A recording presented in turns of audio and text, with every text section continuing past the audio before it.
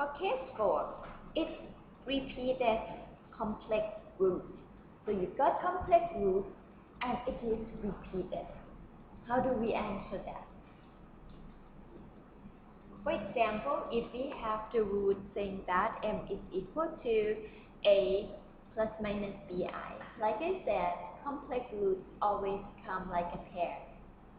It's root and conjugate. So you have a plus bi and a minus bi. I said that it's repeated for k times.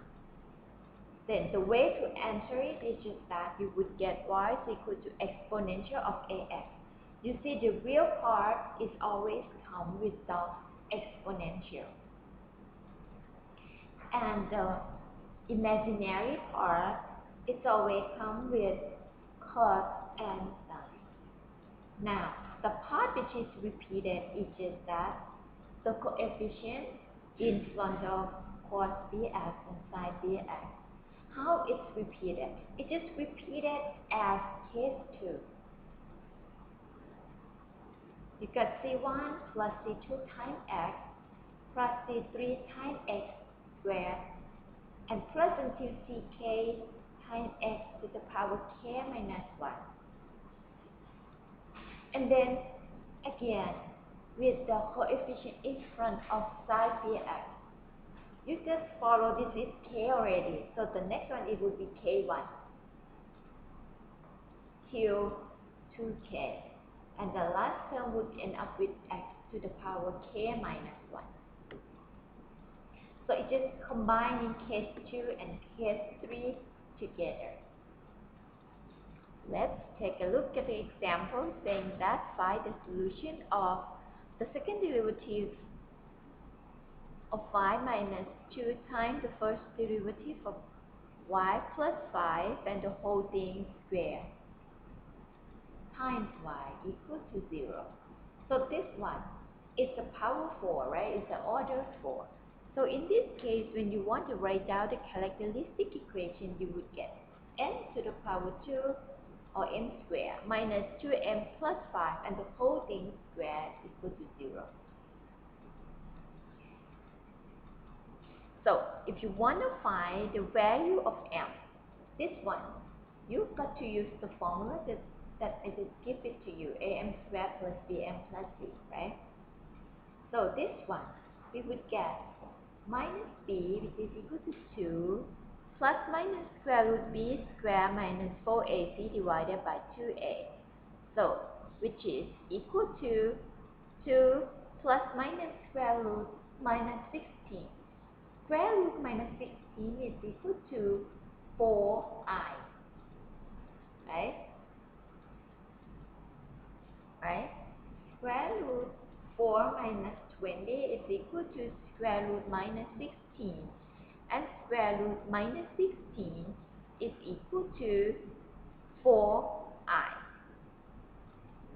See here, we have 2 plus minus 4i divided by 2. I take 2 out. When I take 2 out, inside you would have 1 plus minus 2i. And when it's divided by 2, 2 and 2 cancel out, so you would get 1 plus minus 2i. That is the first pair of our root, but the second one is just the same as the first one. So that means you have the same root, but it's repeated for how many times?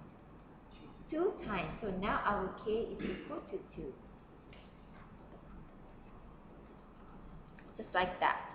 So the answer would be y is equal to exponential of. The real part is equal to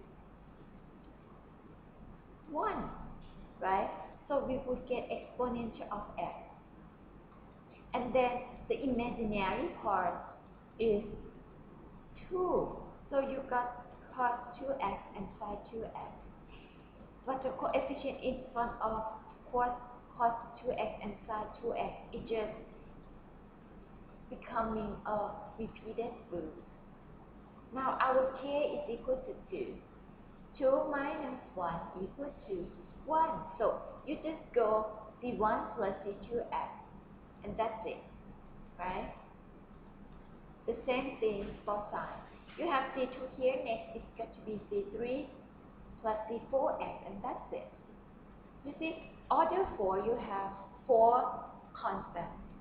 Order 2 you have 2 constants. Order 3 you have 3 constants. So you would know that your answer is right or wrong. You got to count the number of your constant too. If your number of constant is greater than the order of your differential equation, so that means you have too much term there. It's wrong. Okay? Any question?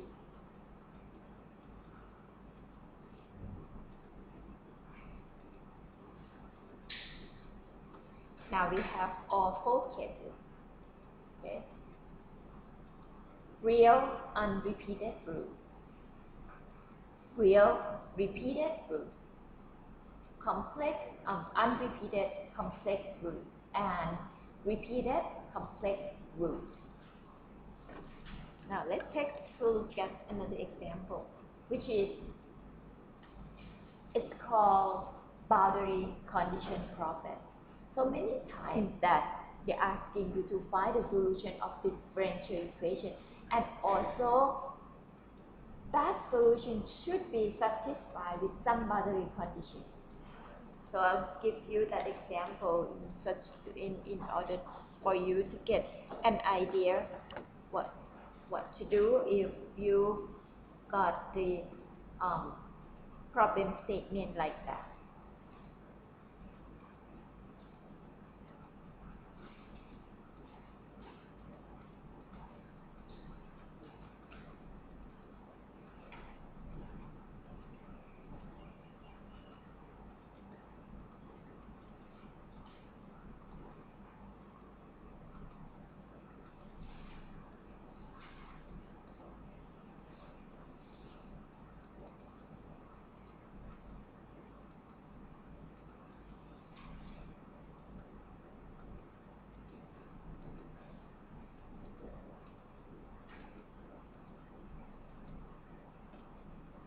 Minus 1.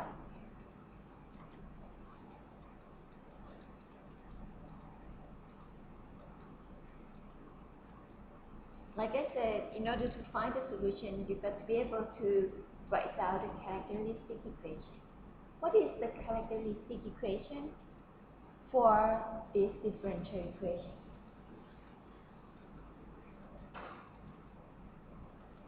The way to write down characteristic equation is just come from our assumption that y is equal to exponential of mx. And then you do first derivative and second derivative and then plug it into this differential equation. Okay. So it said that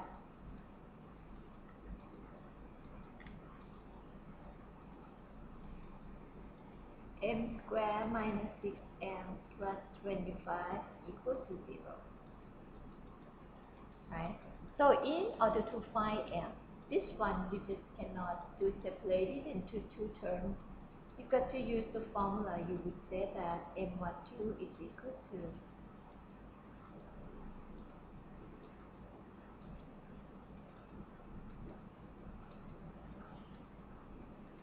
which is equal to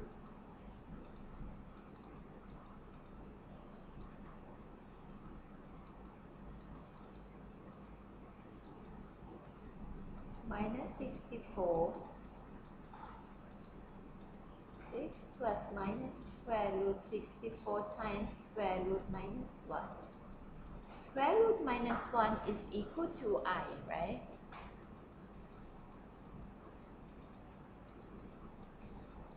So you would get, what is square root 64? 8.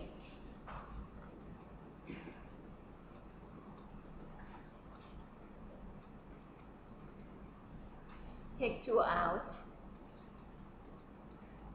So we have 3 plus minus 4i, or 3 plus 4i and 3 minus 4i. Like I said, for the complex root, it always comes like a pair.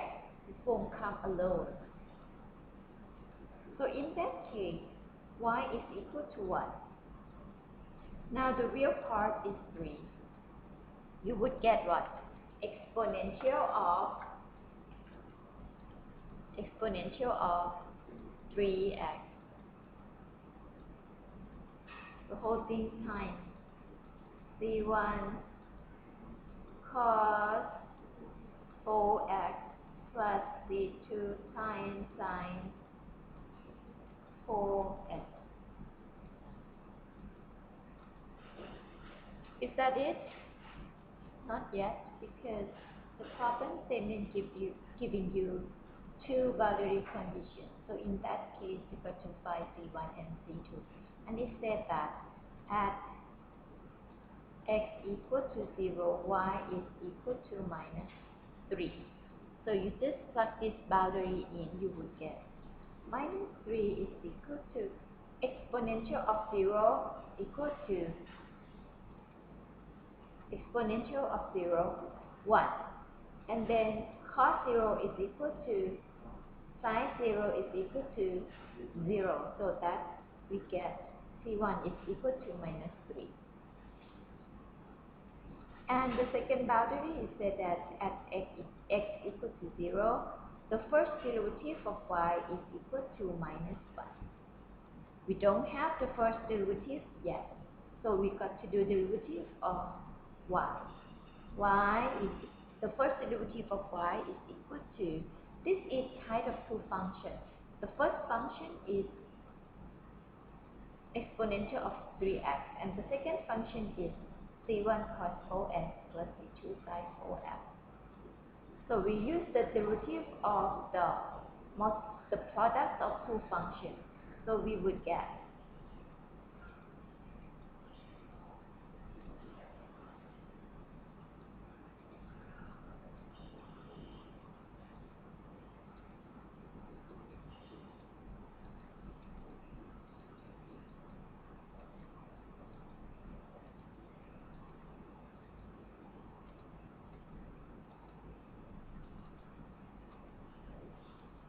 okay, the first term, what do you get?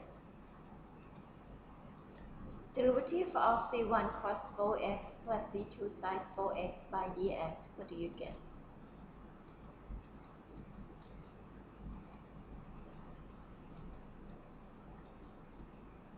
Derivative of cos x equal to minus psi.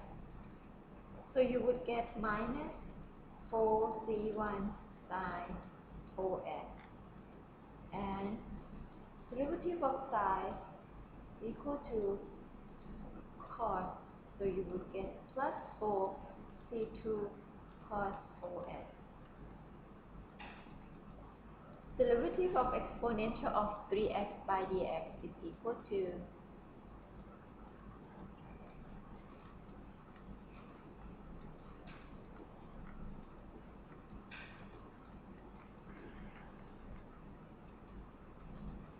now after you do derivative, then you just plug the boundary condition in.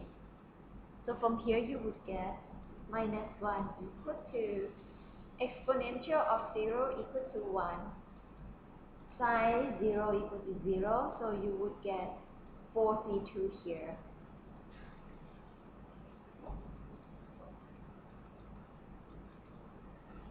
Exponential of 0 equal to 1, 1 times 3 equal to 3. Here is 3. This one equal to 1 and this one equal to 0. So you got 3c1. You know the value of c1. You just plug the value of c1 here, then you can find c2. So you would get minus 1 equal to 4c2 minus 9. Minus 9, you move to the same side as minus 1, you would get 8. So c2 is equal to 8 over 4, which is equal to 2. Now, you got c2 and you got c1. So your final solution is y is equal to exponential of 3x times your c1, which is minus 3 cos 4x plus 2 sine 4x. That's it.